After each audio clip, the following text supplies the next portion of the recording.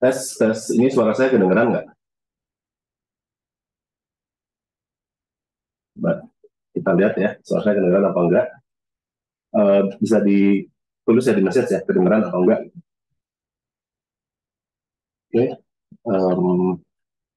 sip. Oke ya, saya akan mulai langsung buat materinya. Tadi makasih banget buat Mas Agung sebagai fasilitator udah menjelaskan tentang aturan kelas yang baru kali ini. Saya akan memberikan, pokoknya kelas ini beda dari yang kemarin-kemarin gitu ya. Saya akan share screen dulu. Uh, dari sini kita coba ya jelaskan materinya seperti apa. Sorry. Nah, memang kalau ada teman-teman yang udah uh, tahu gitu ya materinya pasti, apalagi yang udah ikut kelas berkali-kali tentang kripto ngapain diulang gitu. Tapi saya tetap akan share materinya dari awal banget, dari pengenalan cryptocurrency sampai ke blockchain-nya dulu, sebelum nanti kita belajar ke yang lainnya gitu ya, ke trading dan segala macamnya. Kita akan mulai dulu dari sini, ini ya. Uh, Pertama di yang chapter pertama tentang pengenalan cryptocurrency dulu. Nah, tentu aja kita mulai dulu dari definisinya dulu, terus mungkin sejarahnya gimana, sama narasi yang mau dibawa itu seperti apa, sehingga nanti kita bisa tahu perbedaannya cryptocurrency dan aset lainnya. Sebuah hot talk in town ya, cryptocurrency itu pokoknya obrolan panas lah, karena hampir semua orang pernah bersentuhan dengan yang namanya investasi atau finansial, itu minimal pernah dengar deh sekali atau dua kali Bitcoin atau cryptocurrency. Sampai influencer pun minimal setidaknya pernah jadiin topik tentang cryptocurrency di segmen mereka. Bahkan sampai artis atau influencer yang nggak ada hubungan sama sekali dengan finansial itu ngomong tentang cryptocurrency. Yang ya mungkin kalau teman-teman pada tahu di tahun 2021, 2022 mungkin banyak orang lost gitu. Nah ini kan sebuah fenomena ya. Jadi metode investasi ini itu tuh kalau lagi musimnya kenceng banget. Tapi kalau lagi zaman-zaman kayak sekarang, bahkan orang ngomong Bitcoin aja disangkanya scam gitu. Jadi timbul pertanyaan, ini kan jadi ada dikotomi, apakah ini aset masa depan yang bisa merevolusi industri keuangan atau skema Ponzi yang cuma jadi scam buat anak muda doang gitu. Ini sebuah dikotomi yang ya jadi polemik lah. Makanya di sini saya mau ngajarin teman-teman kayak gimana sih gitu, dan gimana kita menyikapi cryptocurrency ini. Kalau kita tahu nature-nya gitu ya, dan kita tahu cara menyikapinya, maka ya kita bisa kemungkinan dapat cuannya lebih besar gitu. Oke, kita mulai dari definisi umum dulu, harus tahu lah dari awal, harus kenal ya. Crypto itu cryptocurrency ya, crypto dari kata dua kata ya, crypto dan currency. Crypto itu dari kata kryptos, bahasa Yunani, yang artinya tersembunyi, rahasia atau aman. Jadi dari situ muncullah kata kriptografi, artinya metode pengamanan menggunakan persamaan matematis dari graph ya, crypto yang kryptos tadi, dan graph. Atau graph ada tulisan, atau di sini konteksnya persamaan matematis gitu. Tambah currency. Currency itu mata uang yang digunakan di tempat tertentu, lalu diatur sirkulasinya oleh otoritas tertentu sebagai alat tukar. Jadi mata uang yang diamankan oleh persamaan matematis, kurang lebih kayak gitu ya. Jadi mata uang yang diamankan atau dijamin kerahasiaannya secara kriptografis. Kriptografis itu tadi ya, diamankan menggunakan persamaan matematis. Nah, perbandingan currency dari regular dan cryptocurrency, regular itu kalau istilah bukannya fiat currency ya. Regular currency ini diedarkan dan diatur oleh satu otoritas atau pemerintah lewat kebijakan moneter dan fiskal. Jadi pemerintah tempat tertentu itu mengatur kebijakan dari currency di tempat tertentu tadi gitu. Dan currency ini hanya berlaku di negara tempat dikeluarkannya currency tersebut. Dan karena ini ada beda-beda otoritas atau beda-beda wilayah gitu ya, pengiriman uang antar negara cukup rumit dan mahal. Tapi regular currency karena ini diatur, ada pihak yang tangan besi ya yang mengatur itu semua, nilai tukarnya cenderung stabil. Jadi bergantung pada kondisi perekonomian negaranya sendiri. Beda dengan cryptocurrency, peredaran dan pengaturannya ditentukan oleh algoritma dan protokol komputer dengan teknologi blockchain yang menggunakan kriptografi. Jadi dari awal udah di set aturannya, tinggal apa namanya, tinggal orang-orang nanti memakainya atau enggak. Ini istilahnya decentralized ya. Lalu cryptocurrency juga berlaku cross border. Pokoknya di mana aja yang punya koneksi internet dan punya device gitu ya, itu bisa memakai gitu. Pengiriman uang Untuk banyak kasus ini karena nggak perlu cross border gitu ya, maksudnya nggak perlu antar otoritas atau antar negara, ini lebih simpel dan lebih murah. Tapi karena tidak ada yang mengatur, jadi nilai tukarnya cenderung volatile. Tergantung pada kondisi pasar, tergantung pada banyak yang mau atau enggak. Saat banyak yang mau, harga akan naik. Inilah yang dibilang istilahnya lagi musim. Saat nggak banyak yang mau atau udah pada ambil cuan, sepi kayak gitu. Jadi mengikuti siklus pasar sih bisa dibilang ya, gampangnya.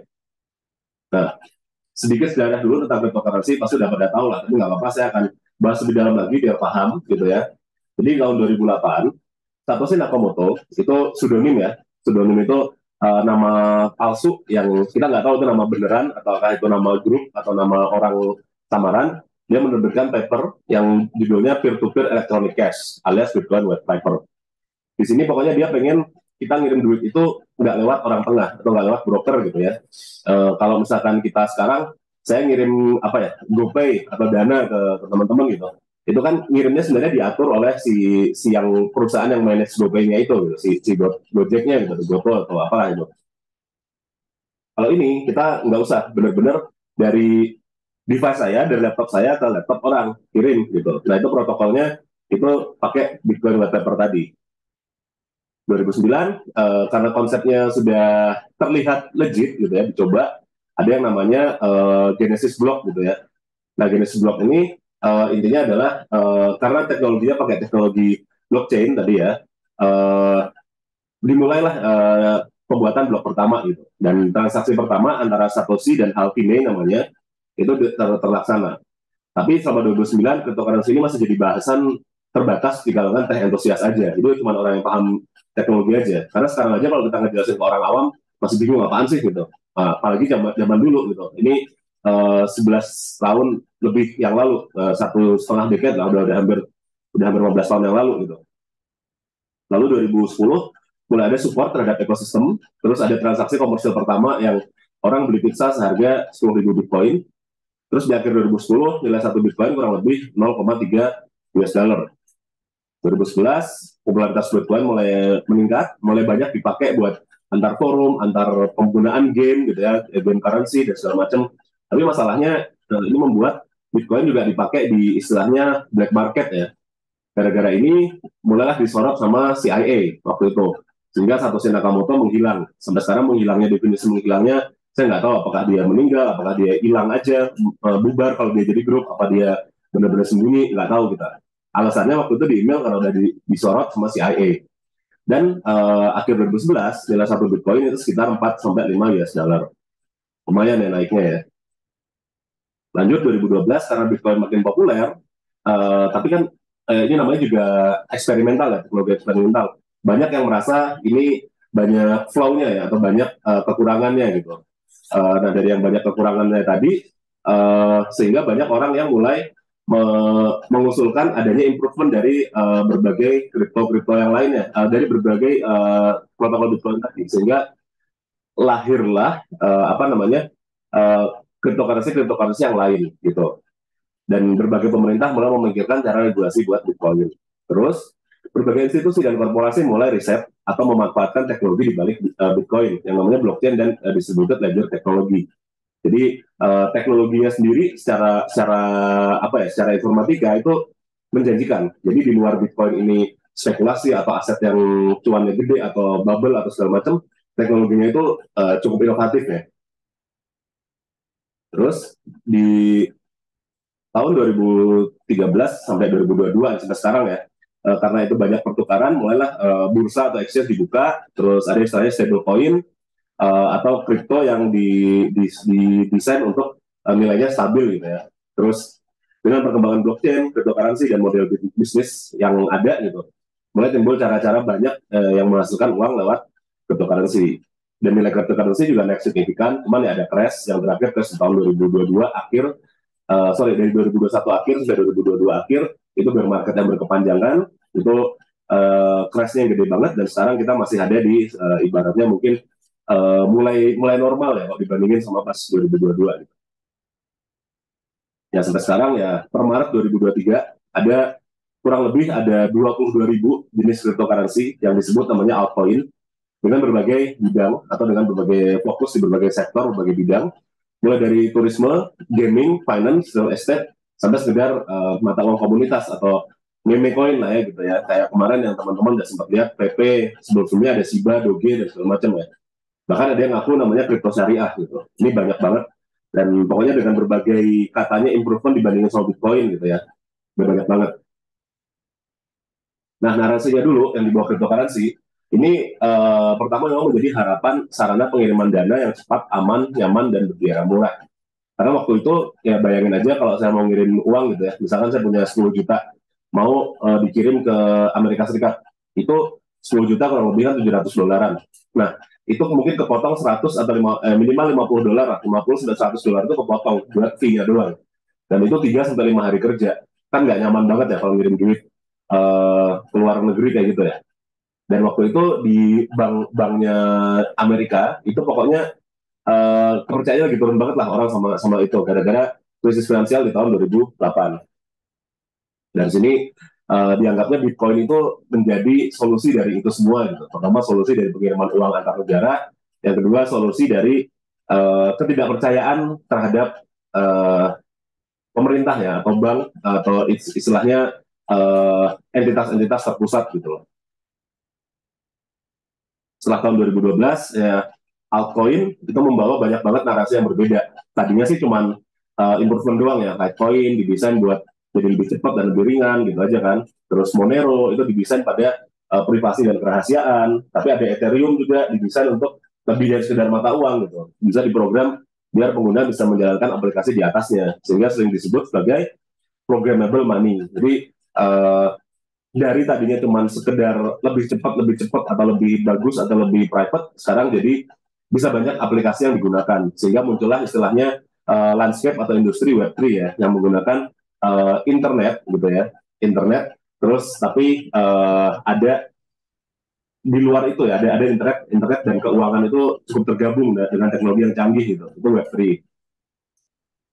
Sampai saat ini orang-orang yang mau berinvestasi atau berspekulasi di altcoin itu berdasarkan potensinya atau narasi dan hype yang dibawa oleh tim developernya atau narasi altcoin itu sendiri. Misalkan developernya dipercaya, ya orang bakal mau investasi, yakin ini bakal naik. Mungkin mirip-mirip kayak kayak kalau di saham ada sentimen bahwa perusahaan ini mungkin akan menjadi bagus ke depannya, maka harga bisa jadi naik. Ini juga kurang lebih mungkin sama seperti itu ya untuk sekarang ya di alternative coin ya.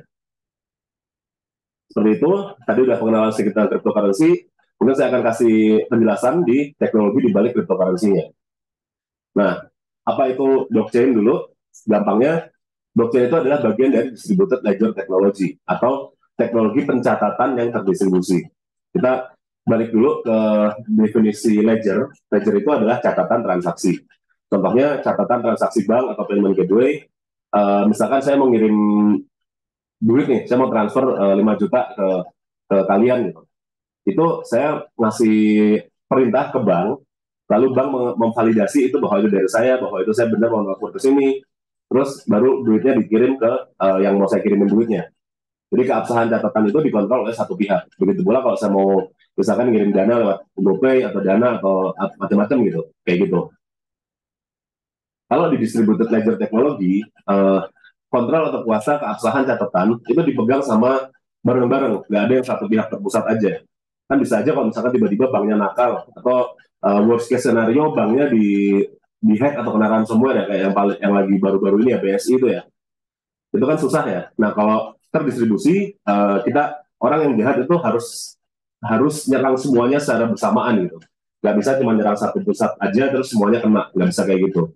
Nah, jadi intinya kontrol atau kuasanya dipegang bersama ya dengan adanya mekanisme konsensus.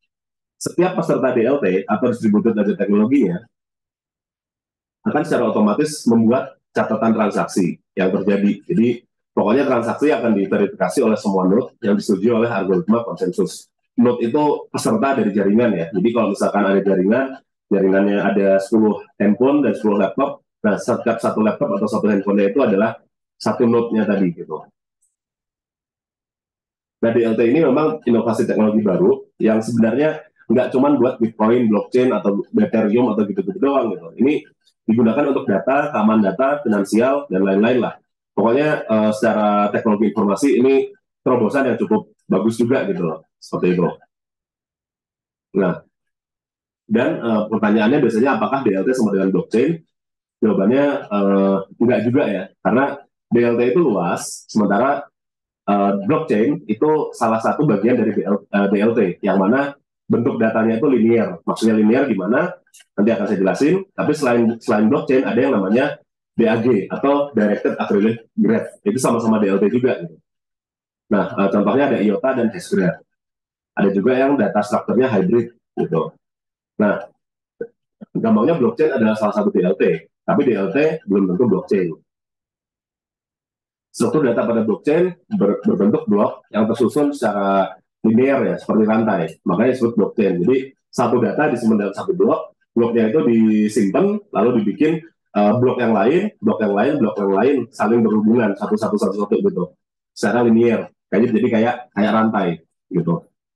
Nah, ini sedikit penjelasan dulu. Jadi mungkin biar teman-teman juga pada tahu, karena ngomongin kripto pasti ngomongin blockchain. Ini bisa jadi nanti nyambungnya ke keamanan kita ya saat menggunakan fasilitas-fasilitas blockchain ya. Contoh, sorry, prosesnya ada node yang request transaksi ya. Jadi ada device atau ada orang yang request transaksi, dia ngasih komen gitu ya. Terus semua node yang ada di apa namanya di jaringan itu akan dikasih tahu bahwa si ini mau melakukan transaksi nih gitu, di broadcast lah, lalu diverifikasi sama orang-orang yang ada di jaringan tersebut gitu. Nah, divalidasi dan verifikasi. Kalau udah oke, sip, mantap, kita oke kan diverifikasi, tambahin ke dalam blok. Jadi apa namanya perintahnya tadi jadiin data, dicatat, datanya tambahin ke dalam bloknya gitu. Nah, dari blok-blok yang ada sebelum-sebelumnya kayak gitu. Seperti itu ya bentuknya. Ini ilustrasinya yang paling gampangnya, ceritanya ada 4 orang nih di dalam jaringan blockchain. Ahmad, Budi, Dani, dan Chandra. 4 orang nih. Ceritanya, Ahmad bertransaksi dengan Budi, mau ngirim duit nih. Nah, Ahmad ngirim 1 BTC ke Budi, ceritanya gitu. Di jam segitu, tanggal segitu. Semuanya verifikasi dulu, bener nggak nih yang ngirim tuh si Ahmad? Terus bener nggak nih Ahmad tuh ada istilahnya digital signature atau passwordnya dan kredensialnya sesuai gitu. Udah sesuai, oke, dicatat. Nah, udah dicatatlah kurang lebih bentuknya kayak gini. Di blok pertama ada tanggal nih. Tanggal, jadi ada tanggal sama waktu ya, istilahnya timestamp. Itu dikasih tahu Ahmad ngirim 1 BTC ke Budi. Diverifikasi oleh siapa aja gitu. Lalu ini karena tadi ada istilahnya kriptografi tadi, si data ini dikonversi ke bentuk hash value, istilahnya dibentuk jadi puzzle-puzzle berupa angka-angka nggak jelas gitu lah. Jadi kayak itu fungsinya kriptografi ya. Hash value-nya ada gitu. Blok 1 hash value-nya itu 010001. Berikutnya ceritanya besoknya Budi bertransaksi dengan Dani. Ngirimlah dia 5 BTC gitu ya. Sorry. 5 BTC di apa namanya di verifikasi, oke. Nah, muncullah blok 2. Blok 2 ini ada pertanyaan di situ. Hash value-nya blok 1 apa? Kalau udah oke, terus ada timestamp-nya sama datanya. Diverifikasi oleh siapa, dan dia muncul hash value lagi, kayak gitu. Nah, sama yang ketiga, itu lagi ceritanya ya, ada transaksi lain lah. Dan ini transaksi dengan Chandra, ngirim, gitu kan, diverifikasi, jadi blok, kayak gitu ya. Nah, dari sini kita nyambung ya. Di blok 3 akan nanya hash value blok 2 apa. Terus ada datanya, terus dia ngeluarin hash value lagi. Gitu seterusnya. Jadi setiap blok itu nyambung, ada hash value-nya. Dia harus tahu hash value-nya blok sebelumnya itu apa. Jadi misalkan kita mau curang nih, misalkan Budi pengen curang nih. Dia pengen ngubah data di blok 2 biar seolah-olah dia nggak jadi ngirim gitu. Itu dia harus ngubah si datanya tadi. Kalau datanya diubah, hash value-nya akan berubah.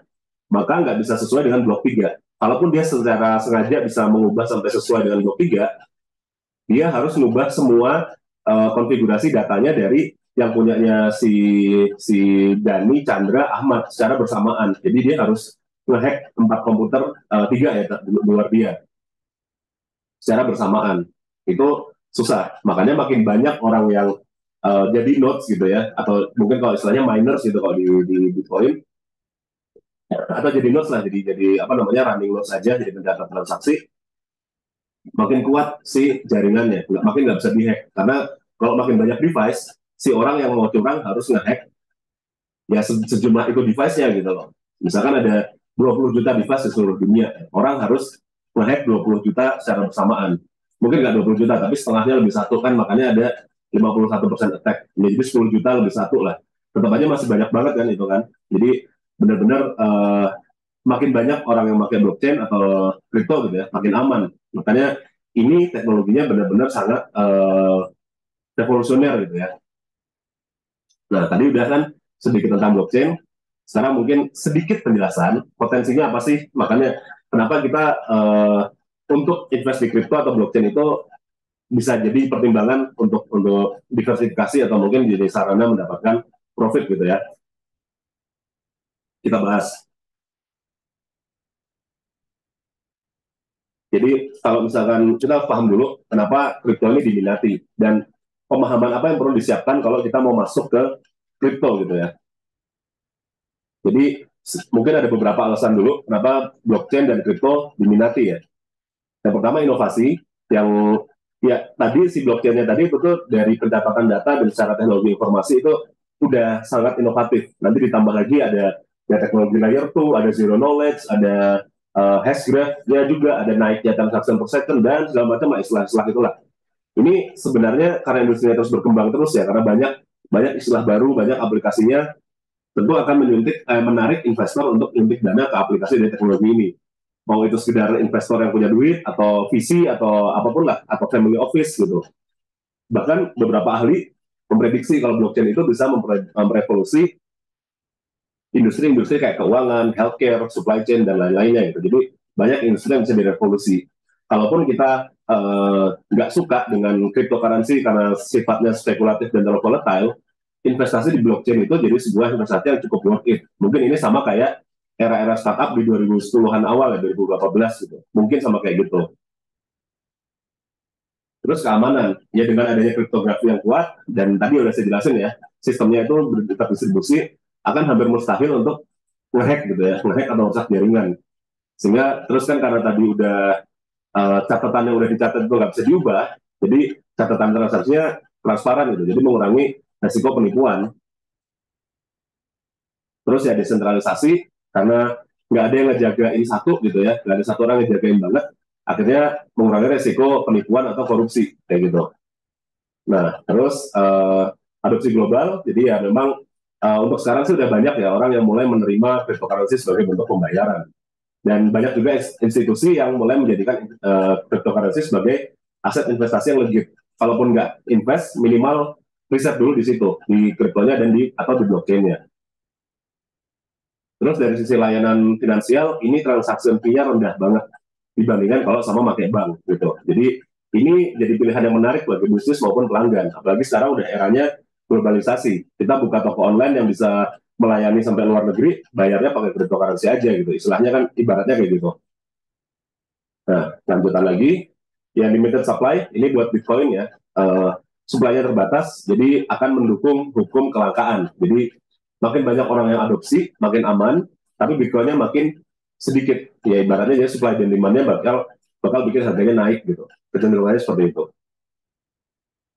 Terus potensi high return, yang namanya volatilitasnya tinggi, nah, jadi harga itu bisa naik berapa puluh persen, bisa turun berapa puluh persen. Tapi kalau kita bisa trading atau kita tahu cara memainkan harga atau cara bermain dengan harga, ini yang memberikan potensi return on investment yang besar gitu ya. Terus accessibility, jadi barrier to entry untuk investasi di cryptocurrency ini sangat rendah.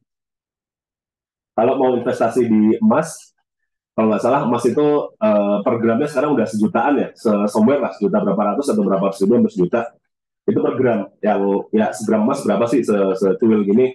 Kita mau beli 100 gram atau 10 gram aja udah lumayan kan. Dan returnnya tentu nggak akan gede-gede banget karena emas cenderung stabil walaupun naik tapi naiknya pelan gitu. Terus kalau kita mau investasi properti apalagi ya, minimal itu skalanya udah ratusan juta ya atau puluhan juta lah gitu. Saham relatif lebih kecil tapi mungkin cukup susah ya. Sekarang udah ada aplikasi-aplikasi macam-macam buat saham, tapi zaman saya dulu mau invest ke saham itu harus datang ke sekuritas, harus semacam diisi ini itu background check, selfie KTP dan segala macam.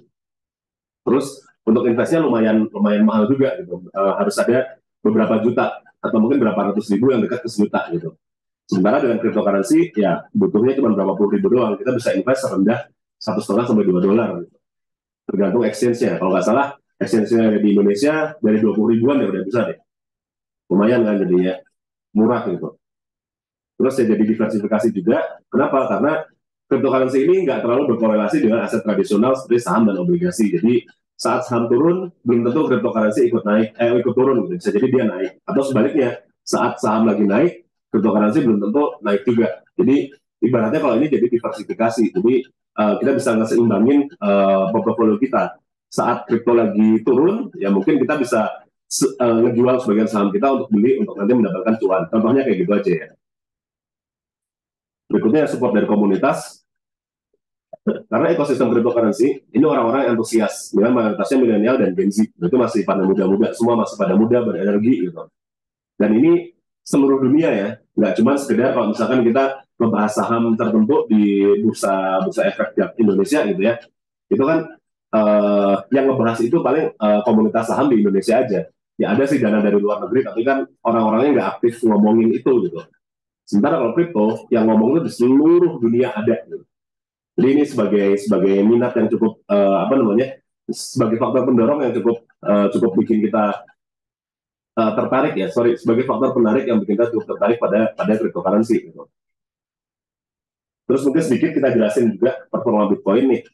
Ini perbandingan Bitcoin melawan emas ya, dari dekade terakhir nih. Jadi Bitcoin ini naiknya 90%, sementara emas hanya 38%.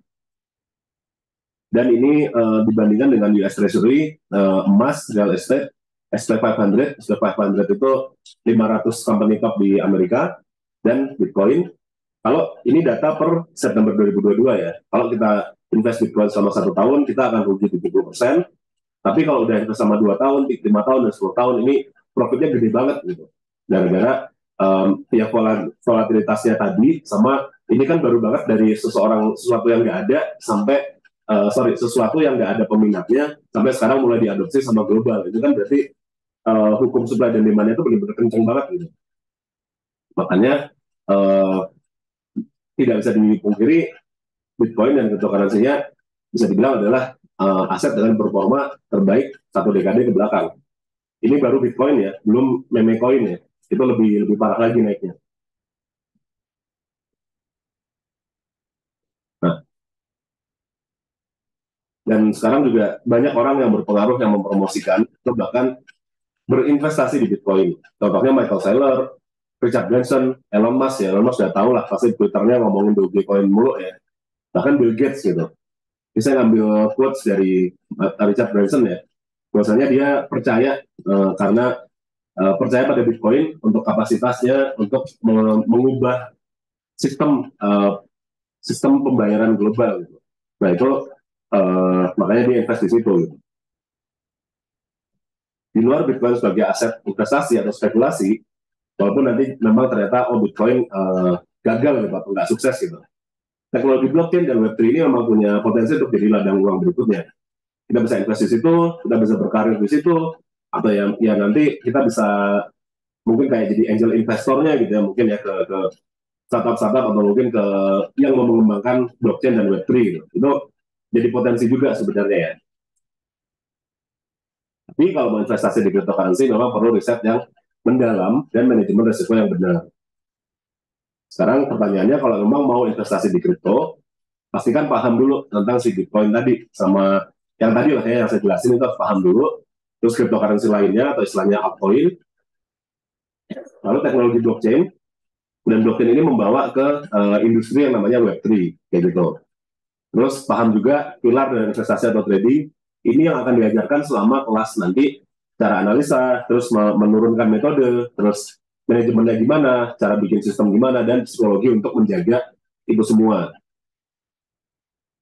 Dan harus tahu juga cocok jadi apa, risk appetite atau resiko yang bisa kalian terima itu kayak gimana, lalu kondisi personal finance-nya gimana. Kalau misalkan lagi banyak utang, lagi nggak ada duit sama sekali, lagi bokeh, investasi cryptocurrency ya bisa aja cuan banyak sih, tapi bukan sesuatu yang bijak untuk dilakukan gitu. Dan kalau punya duit, apakah langsung all in semuanya masuk kripto, kan nggak gitu juga ya. Terus memang untuk mendulang cuan dari kripto harus kita tentukan juga kita mau fokus di mana. Ada trading, ada investasi, ada earn, lainnya ada jual farming, jual NFT, ada garap airdrop dan segala macam. Mungkin kita harus mengetahui dulu diri kita seperti apa, sehingga kita nanti mau fokus kemana. Jadi nanti akan diajarkan berbagai metode cara cuannya tadi, dan disesuaikan dengan kita ya, dalam diri kita. Lalu yang manajemen uang harus perlu juga, dan akhirnya nanti kita belajar itu semua, kita mulai belajar di hari Kamis 18 Mei. Yang tadi udah sama Mas Agung dikasih tahu, akan mulai belajar kayak persiapan masuk dunia kripto, sama kita udah mulai assessment ya, kira-kira teman-teman tuh pada cocok atau enggak sih untuk investasi kripto. Menurut saya sebenarnya pasti cocok, cuman investasinya atau metodenya yang mana? Karena menurut saya kripto itu spektrum ya, ada yang investnya kecil, resikonya cenderung kecil, ada yang gede banget gitu. Dari yang skalanya mungkin 1 sampai 100 tuh ada gitu. Nah, nanti kita coba dibantu dengan financial assessment-nya. Nanti kita akan berikan metrik-metrik dan mungkin sekedar ya rekomendasi ya. Ini bagusnya tuh kamu melakukan ini gitu. Oke, kelasnya dari saya hari ini udah selesai. Kita ketemu nanti di tanggal 18 Mei ya. Sekarang kita lanjut ke sesi tanya jawab. Langsung aja silahkan apa ya, chat aja atau raise hand atau langsung ngomong gitu, bebas silakan.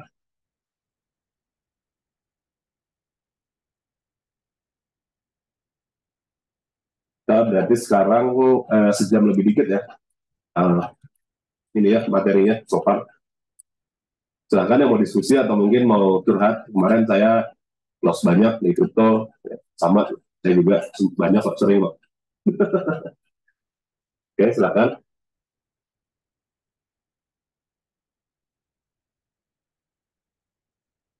uh, Nanti saya kasih tahu lagi, materi ini akan diupload di Discord. Nanti di link di grup Telegram saya akan berikan link ke Discord-nya. Di situ ada sesi khusus, ada channel di Discord khusus untuk materinya.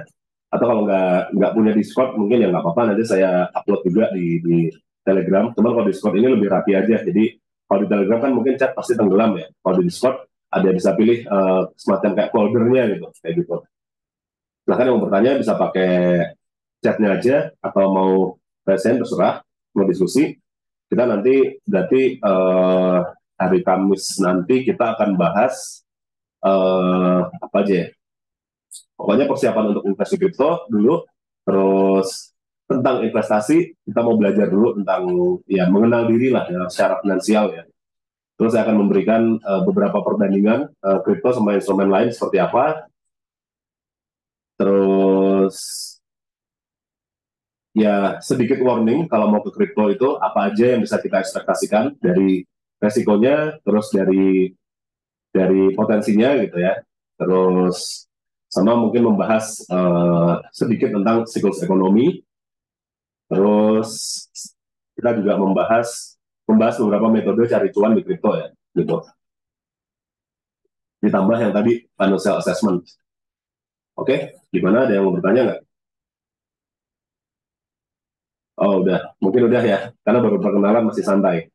Atau yang mau kerja. Paling gitu aja.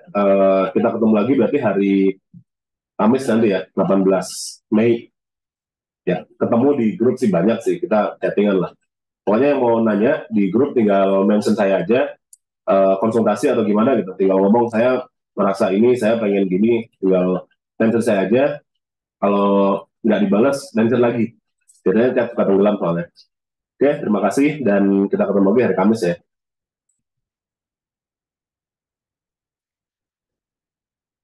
Oke, udah.